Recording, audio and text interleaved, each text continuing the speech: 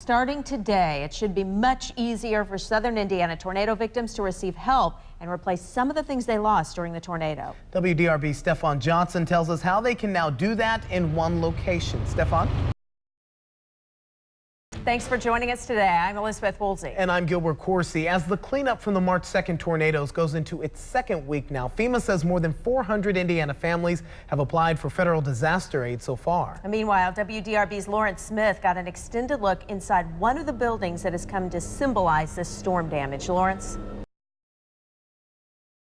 A triple whammy could make getting around Louisville awfully tough. WDRB's Rachel Collier explains what could complicate traffic for the rest of the week. Rachel. It is a chance to apply for more jobs at GE's Appliance Park. But as WDRB's Bill Francis explains, with so many applicants expected, getting one of those jobs is a long shot. Bill?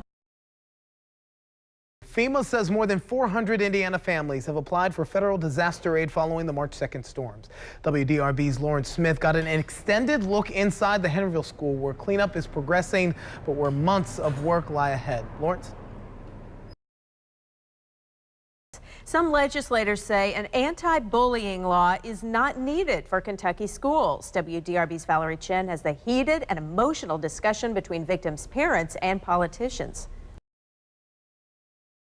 Good afternoon. Thanks for joining us. I'm Valerie Chen. Elizabeth Woolsey is on assignment. And I'm Gilbert Coursey.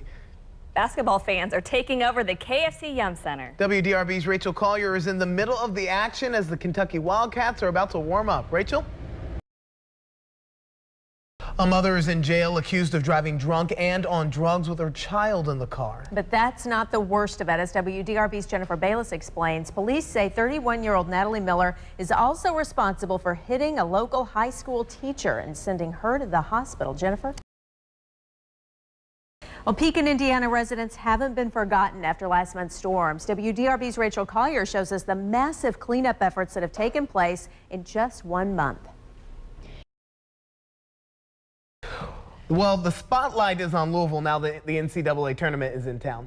WDRB's Rachel Collier explains that's not the only place in town seeing action. The March 2nd tornadoes have more people looking for protection if such disasters strike again. WDRB's Bill Francis explains how a local company is providing it. Bill?